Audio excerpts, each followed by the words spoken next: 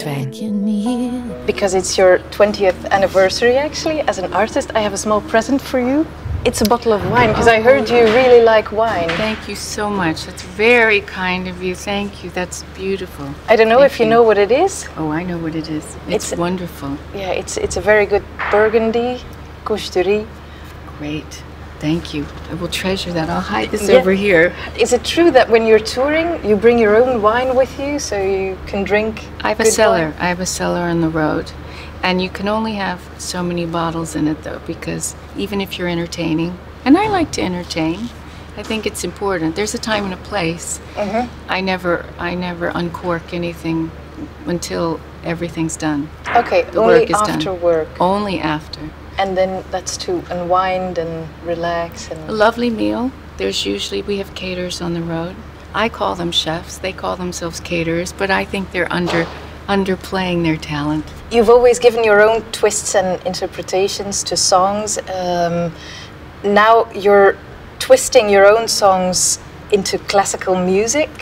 When did you make that choice that you wanted to do a more classical album? Well, they invited me, the Metropole Orchestra invited me to play one show. It was only one show, and there seemed to be a real chemistry in the rehearsal room.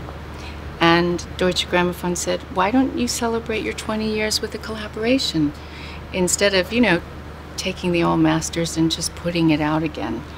Do something special. And so we got together again in, I don't know, a few months later and added a few more songs with new orchestrations, and it became this.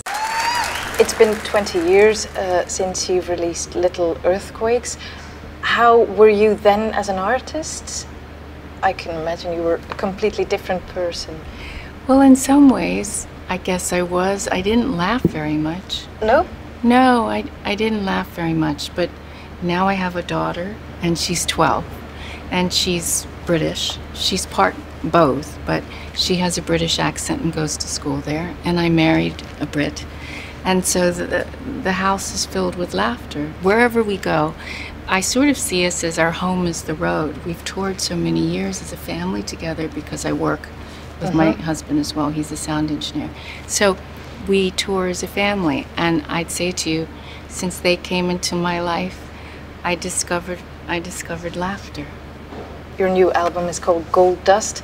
I read that Gold Dust is a song you wrote about your daughter. Is that true? That's right. When she was in utero, I think Gold Dust took almost the whole time that I was pregnant with Tash. And the song finished and came shortly after she was born. So it's really about the magic that I felt when I was pregnant. I know some women say being pregnant is difficult. So horrible. But, well, I was a beached whale. I mean, I got big, and that's just what happened. But I loved it. Not being a beached whale, but I loved being pregnant. It was magical. Cloud on My Tongue is on Gold Dust, and this is without the orchestra, so you can see how it originated. This song did come from the piano. A lot of them do. I mean, some of them have come from synthesizers over the years, or me banging on pots and pans. But and I don't cook. I'm just banging on the pots and pans because they're there.